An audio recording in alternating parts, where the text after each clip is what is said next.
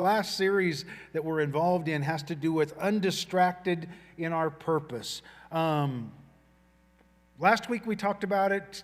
For those of you who are in the class, you can kind of help everyone. What would you say is our purpose as Christians? And if you weren't in the class, that's okay. What is our purpose as Christians?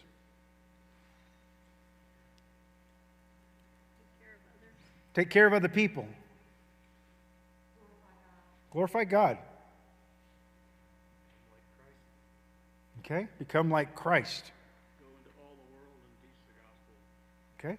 Teaching the gospel, which gets back to the loving others, doesn't it? What is our purpose?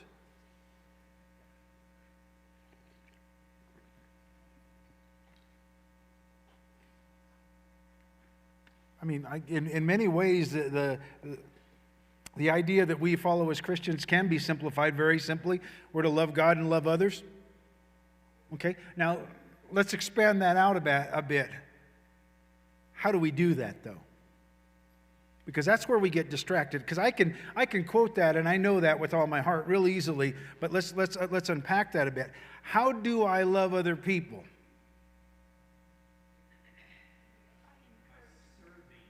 By serving them, by encouraging them. Be an example. How do I love other people?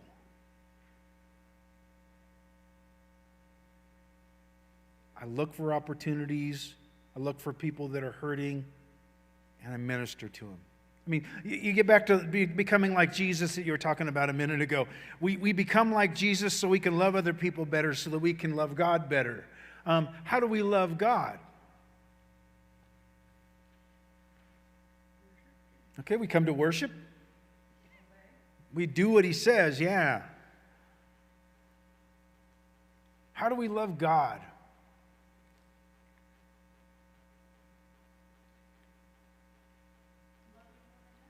Okay, by loving other people.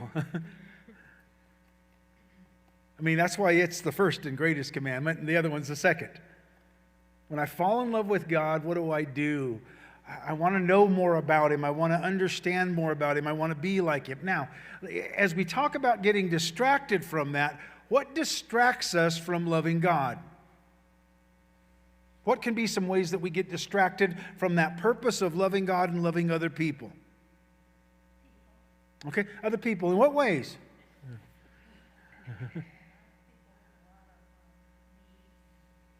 Okay.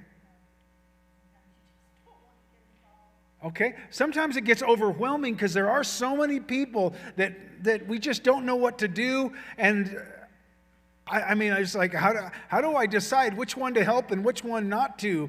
I have things that I need and I want, and then I keep getting distracted by more and more people that want my help.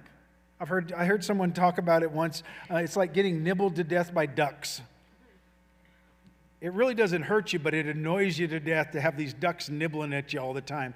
And again, as Christians, I have to remember, what is my purpose, though? Is to love God and love others, and then I get distracted because I get tired and worn out. And maybe that's the distraction sometimes we face. But if I come back to my purpose, that no matter what's going on around me, what do I need to be doing first and foremost? Loving God and other people. Okay? Now, I can get distracted by sports. I can get distracted by so many other things. I can get distracted by my selfishness. And those things can become distracted. And it really, we have to come back to what is our purpose and what are we going to do there. Now, he talked about in the lesson last week how when you do a jigsaw puzzle, what do you usually do? Most of us. Unless you're one of these weirdos that does it the messed up way. How do most of us do a jigsaw puzzle? You find the border, you find the edge. Some people actually will find the corners first, because then you build from the corners and you connect the corners. Why do we do that? Because it's the right way. I know, but why is it the right way? Because it gives you a frame of reference, because it helps you connect the dots, and then you can fill it in. My wife and I did the hardest puzzle. I think we've done some hard puzzles. We did one this past week, and honestly, we didn't finish it. We got it all done, and then we had 2 pieces, and they were the wrong shape for the 2 holes that were left. I've never had a puzzle like that. It was like, what did we do wrong? Stupid puzzle. I mean, it was one of those things, but but the first thing we did is we did the borders. Then we found similar pieces in the middle and got it all lined up. And we came down, and there was this top part that was all this bright yellow, and then it kind of faded to a different color. And so we got the faded part, and in this bright yellow, we put it all together, and it's like, somehow there's some wrong. And we're like, we need the table back. It's gone in the box. We'll try it again some other time. I've never not finished a puzzle before. And it wasn't like it was 10,000 pieces or something, but I'm almost embarrassed to admit that. But you see, when we do puzzles, you do that. You do that in this semblance where you find the similar things and you connect them. Now, when we talk about our purpose as Christians, we find the right things and then we try to keep them all connected. But the problem is sometimes whether we hammer the puzzle piece in, and maybe that was what would happen. I don't know. I'm sure she did it wrong. Let's just put it that way. She's not here to defend herself. But we get distracted in that, don't we? And when we do it the right way, when you get done and you're going, oh, no, every time I do a jigsaw puzzle, I'm always amazed at the detail that I find. I didn't notice that little dot there or that little thing there. But it's because you look at the purpose so intently and you break it down into little things. Now, in our walk with God, our bigger purpose, the edge piece, so to speak, is love God and love others. Now, how do you do that? How do you connect those dots individually? Now, that's where you take your own gifts and talents and your own abilities and you connect them all together. And that's where it becomes really an art form. That's where it gets really beautiful. And that's kind of what we're going to talk about in today's part of it, is that there is such a great power when we're purposeful because it does some amazing things. Turning your Bibles to Philippians chapter 2, I want us to talk about a person in the Bible that we probably don't talk about very often, if you've even noticed this person. This person is only mentioned in a few verses, and it's by the name of Epaphroditus. How many of you are familiar with Epaphroditus? Most of you? Guess, boy or girl? If you guessed boy, you guessed right. It's a weird name, obviously. Let's look and see what Paul says about Epaphroditus here. Chapter 2 of Philippians, starting in verse 25. There's about 6 verses, and that's all that we see mentioned of Epaphroditus. Someone want to read for us real loud, verses 25 through 30.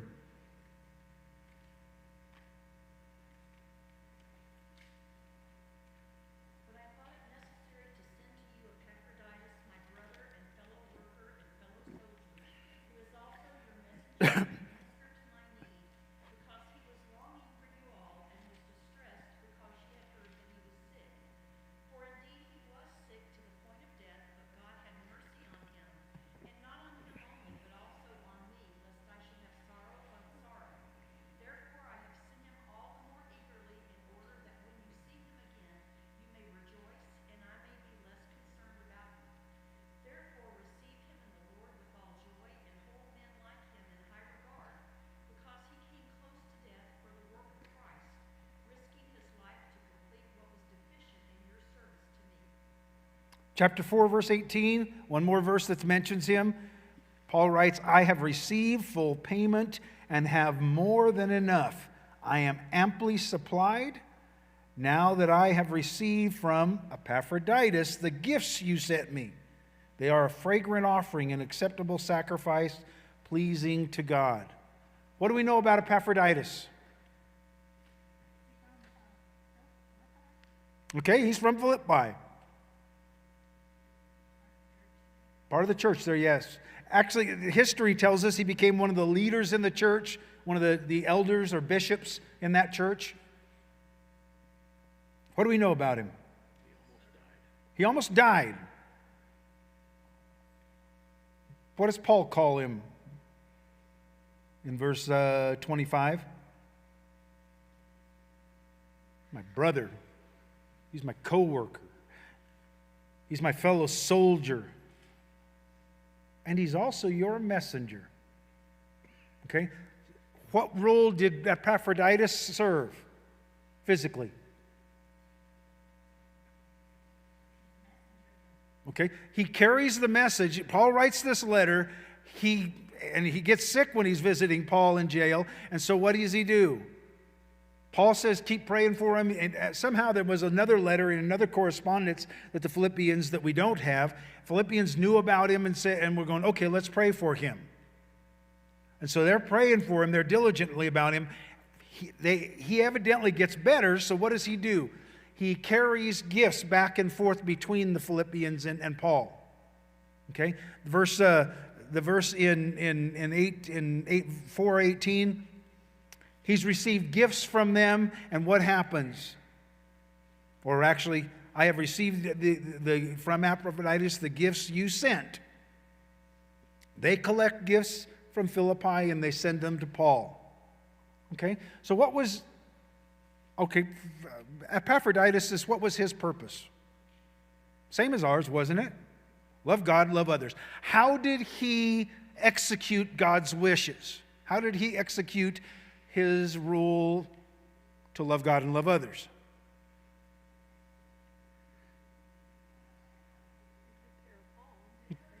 Okay, he was a courier. He liked to travel, and so what did he do? He used his gifts and talents to travel.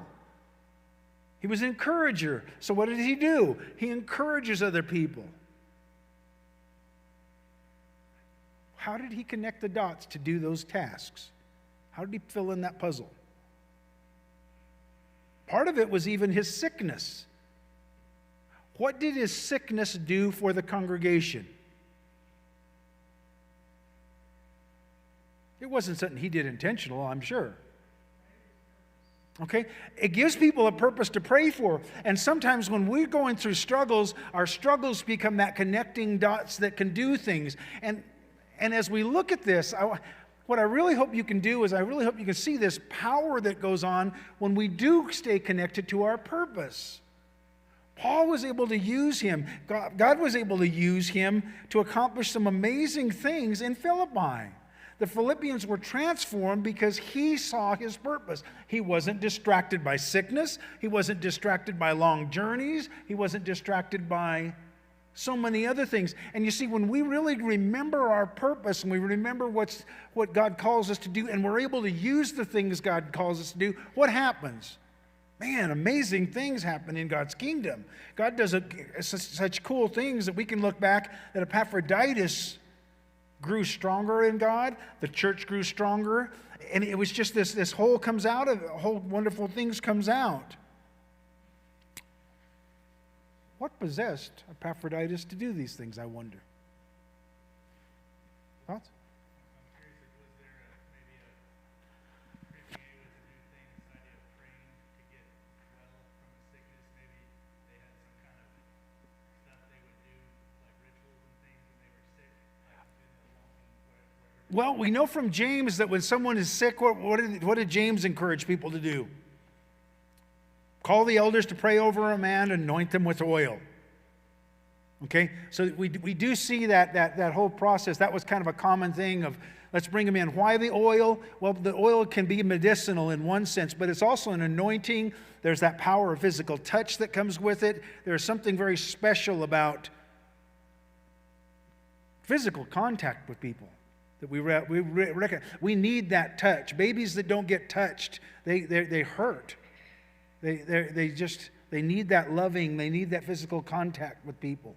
We need that. Even those of you that aren't huggers, you recognize you need that physical contact periodically. And there's something about that anointing with oil and it calms you. And so that probably was part of that ritual there.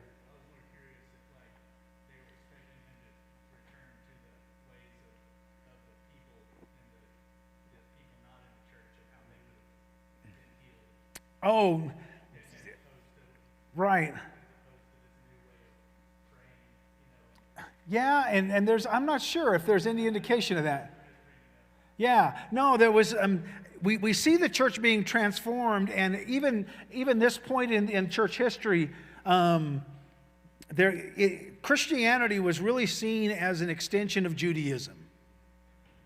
And so it would have been seen as something very Jewish, and praying over someone would have been seen as, that was what Jews, the Jewish people did. They prayed to their one God and asked for healing. And so it would have probably been seen more of as a Jewish thing, and he's doing the Jewish things, although that Jewish thing is getting awful weird. That would have been honestly how they would have seen it, because they got this thing called Jesus going on, and we're not so sure about it, because it's not till decades late on when Christianity becomes recognized as its own independent religion. And it's during this transformative time that the New Testament that's written that we're actually seeing this Judaism evolve into what we have today, or at least more similar to, different than it was back then. Yeah, a Greek person would, they might have, they don't eat chicken soup, or there might have been other things that, it's funny. In Argentina, they don't sell much ice cream in the wintertime. When we lived there, we noticed that. And that may have changed in 30 years, but when we were there, you couldn't hardly buy ice cream in the wintertime because they thought it made your throat sore. Ice cream makes me feel good anytime. I'm sorry. 10 below, ice cream makes me feel good. If I'm sick, you give me ice cream. I don't care. It's that simple. Those Argentines, they don't know anything, right?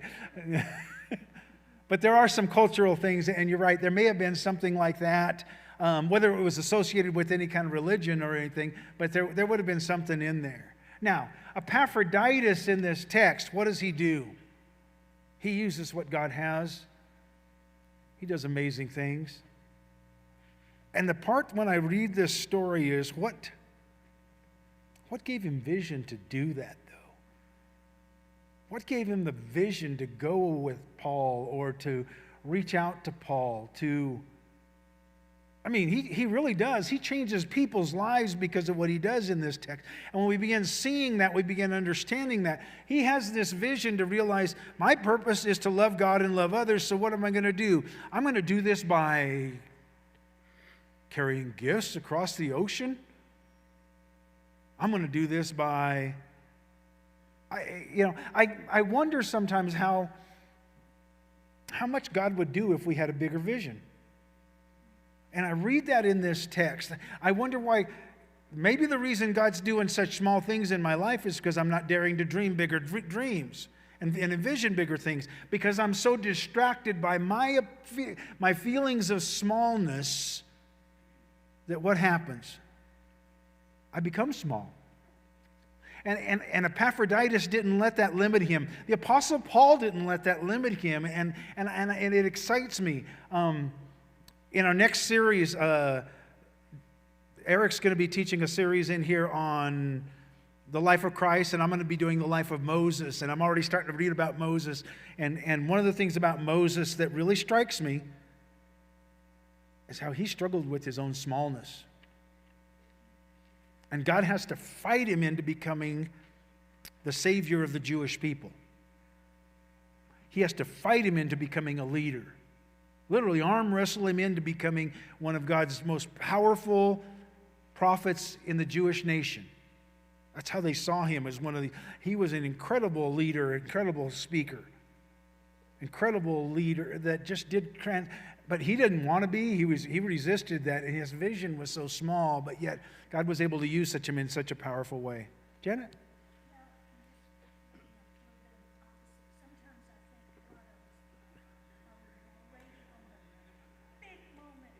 Yeah.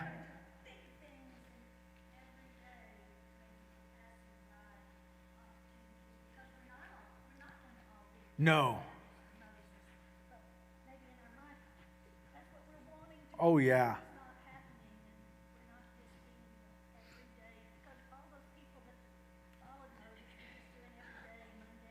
Oh, yeah. Only one person can lead the Israelites out of Egypt. It only took one. And God picked him. But it's that everyday person that's walking along, teaching the children. And Jan, I got to tell a story on you. The past couple of weeks as I watched you with your grandkids, my heart just goes, you are such a I mean this very sincerely, and I'm going to call you out on it, because you're touching little lives in some powerful ways. And I don't think we give that enough credit, because that is those dots that we're talking about. And she came over to our house for a baby shower, and I'm watching her interact with the little kids, and her little granddaughter was holding the baby, and you're being gentle, but you're being that kind of grandma. That's that little connecting of dots, and maybe you won't ever stand up here and teach a Bible class, but you're doing some powerful, and that's the kind of stuff sometimes I think we belittle. We need to realize we're connecting dots, and we realize that it matters so much, but we miss out on the opportunity sometimes because we don't even see those things. We're thinking, oh, it's not going to matter anyways. And the reality is who knows what's going to happen with your grandkids in the future. Maybe God will raise up a Moses from them because you touched their lives. I mean, honestly, and I'm not a prophet, I'll be really honest, but I wonder sometimes, because we have this small vision that we just don't. I have this small vision, so I think the only thing I can do is be leading people out in the wilderness, and realize I don't want to do that anyways. But at the same time, I'm frustrated, and yet God can use me to do little things too. Okay, we've got a video clip. I want us to make sure we have time for it, because Bob is so entertaining. So we've got an 8-minute video, and we've got about 15 minutes left, so that's about right. Let me click this and see if I can get it going. Let's let Bob talk to us for a minute here. Maybe. Try again. Have you ever wanted to be really, really good at something? I have a friend named Ed who knew when he was like the size of a trout what he wanted to do. He wanted to be a guitarist. And he actually got this guitar at a rummage sale and got pretty good at it. Well, he joined a couple country western bands in Texas, and as he's getting a little bit older, he's getting a little better, and then he meets this rising country western singer, and her name is Carrie Underwood. Not a bad person to hitch your wagon to. Well, for the next couple decades, Ed is going around the world with Carrie, and they're just delighting people, just blessing people with their music and melting their faces. Well, they were going to pull through San Diego. They had a concert going. It was sold out. And so Ed said, you want to come to the concert? I'm like, yes. And he said, I'll leave a ticket for you up in front. And so I went to Will Call. I got this envelope. It said Bob. I felt like Willy Wonka. I'm like, yes. And so instinctively with my ticket, I started heading up the stairs. And I got to the top of the stairs in the nosebleed section. And a guy with a flashlight looks at the ticket and he says, oh, buddy, you're in the wrong place. And I'm like, there's no, next stop is the roof. And he said, no. This ticket will get you down on the main floor. I'm like, are you kidding me? And so I'm running down to the main floor like a 14-year-old down 3 stairs at a time. I get to the main floor, and another guy with a flashlight looks at the ticket, and he says, oh, this ticket is for a different section. And I'm like, darn it. I didn't want to climb the stairs, but I thought I could work off a couple pounds. He said, no. This ticket gets you into the mosh pit. I'm like, not sure what that is, but like, Jesus, take the wheel, right? So I'm running down to the mosh pit, and people are ricocheting off each other. I got everybody by 15 years up there. And there's 2 guys, and they look at my ticket, and then they talk to each other. They look at the ticket again, and they said, buddy, do you know what you have? I'm like, a ticket. I was like, no. This is an all-access pass. You can go anywhere with this thing. I thought I'd go to Carrie's bus and make a sandwich. But I want us to know, when it comes to finding your undistracted purposes, you have an all-access pass. Some of you are waiting for permission to go to and do things that you already have permission to go and do. Here, I want to do this Jedi move and let you know you have permission. Go live your beautiful life. Quit waiting for permission and quit waiting to build consensus around it. You're not looking for a straw vote from everybody. Just look to the scriptures. See what God has permission for you to do already. And among them are hungry people, thirsty people, sick people, strange people, naked people, people in jail, widows and orphans. You don't need a longer list. You need to get busy. Here's the crazy part. God doesn't need your help. I asked him. What he wants is your heart. And if we show up willing to give God our heart, you know what? We'll realize that Jesus is already in the room. We'll realize that we already have permission. We don't need more permission. Just got to realize where you came from and who you're with. I get an opportunity to speak at a lot of places, and I went back to Tennessee, and there was a guy that picked me up at the airport, and there's usually somebody nice enough to give me a lift, and this guy pulled up in a car, had quite a few miles on it, I bet, and I jumped in. He's an older guy, and I'm an older guy.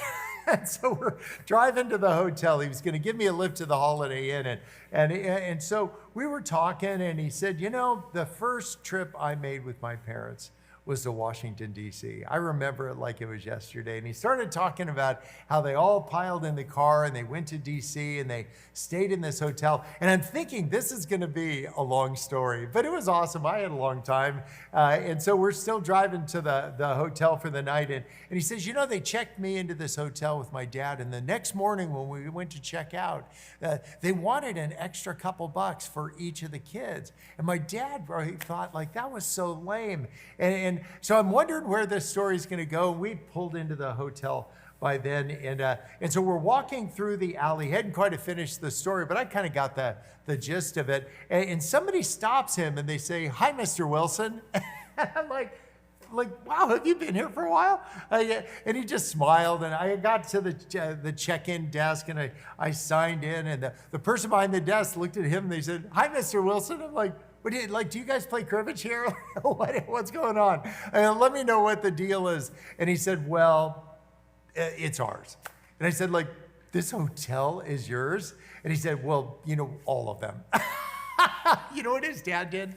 When he got back from Washington, D.C., having been overcharged, he went back and he said, I'm going to start a hotel chain. I'm calling it the Holiday Inn.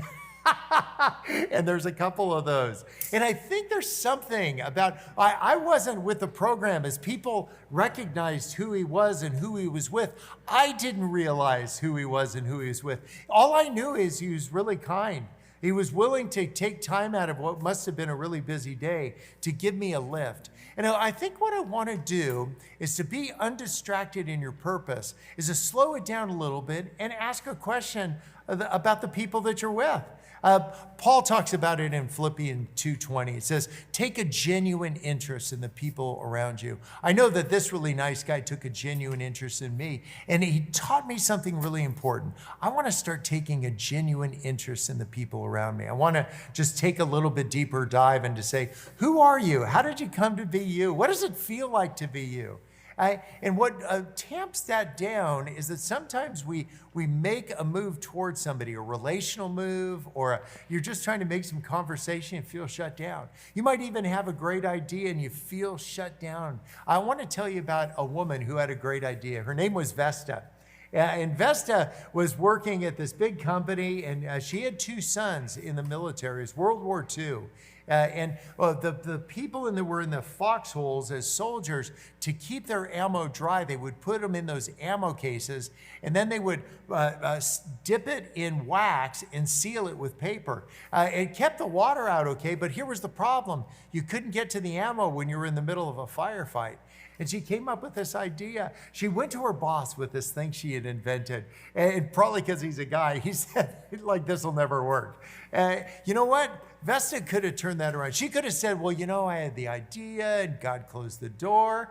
But you know what? Vesta had two sons in the military. She wanted them to have what they needed to fight the fights they were in. And so Vesta went over his head. You know who she went to? She sent this idea of hers to the President of the United States. He sent it to the Defense Department. They got this thing and they said, it'll work. You know what? She had just invented duct tape. Isn't that crazy? People, you've got an immense purpose. Don't you dare get distracted because you get a couple no's. Don't do this deal about like the door closed. If God tells you himself, don't do it, then for Pete's sakes, don't do it. But other than that, get after your beautiful dream. Go after that ambition. Throw everything you've got at it. You know, there's a advertising campaign that duct tape has, and it says that if duct tape won't fix it, you need more duct tape. Here's what I want you to know. If grace won't fix it, you need more grace. Did you get shut down? Well, where is it that you could see Jesus in the room if you got your head back on a swivel? What is it that you have tried and then you had a setback like Vesta had, but you need to retry again? Let's just go over somebody's head. This is a really beautiful ambition that you've got, particularly if it has to do with hungry people, thirsty people, sick people, strange people, naked people, people in jail, widows and orphans. If it's those things, I'm telling you, you've got permission. Let's go after your purposes. Let's get less distracted by people's approval and more distracted by God's approval. I want us to do that. And you know what will do that? If you set a couple waypoints along the way, you're going to see that you're making progress and you're moving towards the feet of Jesus.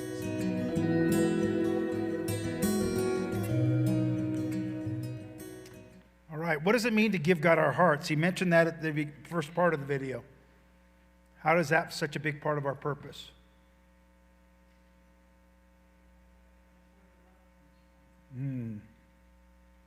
Impassioned people, people who are following their hearts, do such amazing things. Have you ever been forced to do something you really didn't want to do? It doesn't happen it can get done, but it's not pretty, is it?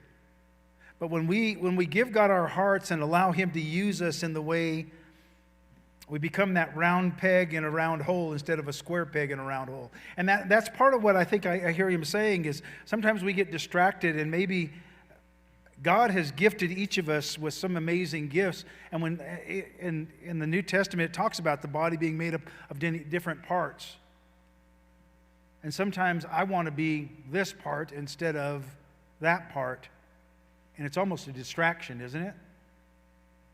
Because when I can submit to His plan and submit to His purpose, I can allow Him to use me. And so part of what I hear in this series and this lesson that really gets down to is we need to understand who you are. You need to understand who you are and how can God use you to accomplish His purpose. Looking at your own gifts, looking at your own talents. Sometimes we've done that in the past where we've had these the classes that talk about spiritual giftedness. And those are so helpful because it stops and makes me look at what are my gifts and how can I better use those. Because if God isn't calling me to be a teacher, I might get by with teaching for a while. But it's not like someone who is impassionate about it, who really cares about it. We watch a gift, someone that loves to teach, and what happens? All of a sudden, you engage with what they're saying, and it becomes so real. And so part of this, as you look at what we're talking about here, understand your purpose, to love God, love others. As he described it, the passage in Matthew 25, separating the sheep and the goats, and what does he tell them? If those of you who are following blessed in the kingdom, what are you doing? You're taking care of those who are hungry, those that are thirsty, those that are, I've got it written down because I can't remember, that are naked, sick, and imprisoned. Even in James chapter 1, it talks about taking care of widows and orphans. And if you want to define your purpose as that gives you, again, more detail. Well, how can I take care of the hungry? Maybe I can't, maybe you're not a cook. Maybe I'm not gifted with that. But I do know how to earn money so I can give money to take care of the hungry. Or maybe I can sit down and listen and talk to the hungry people while someone else fixes food for them. Because as much as they're hungry, they need interaction. And you start looking and you start seeing how that fills in. Are you really using your gifts and talents to do that? Now, the other side of this and the other part of this that I want us to think about and want to leave you with really is that, are you getting discouraged and getting derailed to doing what God calls you to? One of the biggest distractions that we have is discouragement, isn't it? That I get discouraged because of comments, or I get discouraged because of failures, or I get discouraged because of, and you can start filling in the blanks, whatever setback has you. And instead of allowing that to discourage you, allow that to transform you and change you and make you become what you need to be. And that's what we see in this text. We see such amazing thing. And it really does. It does some neat things. How are you doing in your purpose with God? Make sure you set some checkpoints. Make sure you try to figure out so you don't become distracted. The reality is I think Satan, one of the biggest things he can do is if he can get us sidetracked from our purpose, he can destroy what we're doing. He can discourage us, or he can make us forget our purpose, get us to buy in some fake purpose. It can derail what we're doing. Linwood?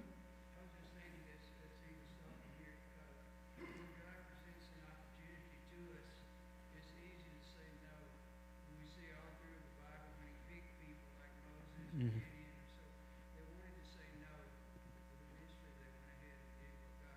Yeah. We're all presented with opportunities that may be new to us, or we're scared, or Mm-hmm. we're lazy, or whatever. I don't know. It's a lot of reasons to say no. But when you say yes and you actually get involved in it, your life is enriched. God can bless you. What's interesting about that is usually when we start, we're reluctant and we're scared, but the more we get into it, we go in how amazing it is when we can. Jimmy and I were talking about he's preaching this morning, and so I said, how do you feel about your sermon? You ready? Yeah, I feel good about it. This is pretty easy, pretty straightforward. I said, I asked him, do you get nervous when you preach? He says, man, when I first started preaching, I would get so stressed out during the week. I was like a mean person all week long because I was so nervous. I said, you didn't seem like a bear this week, man. You seemed all right. He said, I've gotten better. I've gotten a lot better. And so it's neat how when we start using our gifts and talents, at first it seems awkward. But as you watch little kids learn to walk, watching a kid walk is almost hilarious, watching them stumble around.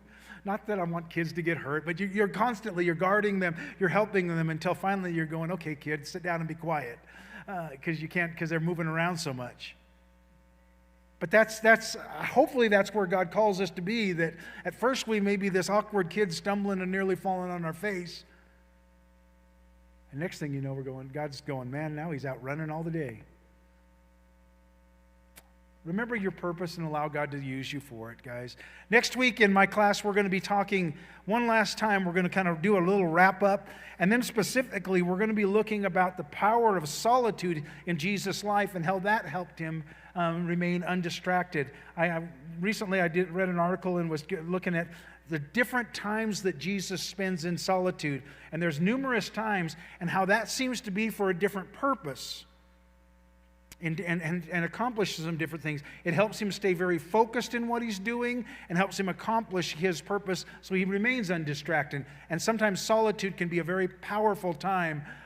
Those of you who have kids, you realize you don't ever get solitude, but it's one of those we need to cultivate, and that Sabbath that the Bible talks about even is such an important thing. So next week, if you're going to come to my class, you get one last time. You can come in the fellowship hall, and we're going to be talking about one last lesson of Undistracted, and we even got a little snippet of Bob one more time, so we'll have that next week. But otherwise, you can come in here and get one last dose of Revelation with Edward. So let's wrap up and let you get ready for worship next.